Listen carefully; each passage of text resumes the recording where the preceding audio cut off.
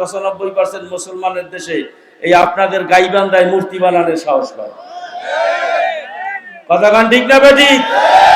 তো আপনাদের রংপুর বিভাগের মধ্যে, হ্যাঁ, এই রংপুরের মানুষ তো সাহসী, কত বড় সাহসী আবু সাইদ দেখাই গেছে।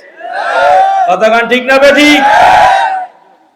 এই রংপুরের মুসলমানরা জীবিত থাকতে এই খোদার বিরোধী কাজ কি হইতে দেবে? হইতে দেবে? যদি পীর সাহেব চরমনাই ডাক দেয় যে এই মূর্তিকে ঘুরিয়ে দেওয়া লাগবে, কারা কারা কাফনের কাপড় মাথায় দিয়েছে?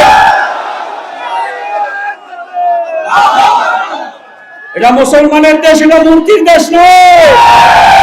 এটা শাহজালাল, শাহপরান, শাহজালাল ইয়ামানির দেশ, এটা খানজাহান আলীর দেশ। এই জমিনে এখনো সৈয়দ ফজলুল করিমের মুরিদরা জীবিত আছে। দেখো নাই গত ফ্যাসিস্ট সরকারের আমলে ঢাকার পোস্তকলায় মজিবের মূর্তি বানাইতে চাইছিল, পারছে? জোরে গান পারছে? আমাদেরকে সচেতন হতে হবে। কথা গান ঠিক না বেঠিক? যেই কোরআন আল্লাহ পাক রব্বুল আলামিন তার হাবিবকে পাঠাইছিলেন, এই কোরআন 1-2 বছরের জন্য পাঠায় নাই, বরং কিয়ামত পর্যন্ত এই কোরআন চলবে। এই কোরআন সমাজে চলবে, এই কোরআন পরিবারের ভিতরে চলবে, এই কোরআন ব্যবসায় চলবে, এই কোরআন সংসদেও চালাইতে হবে।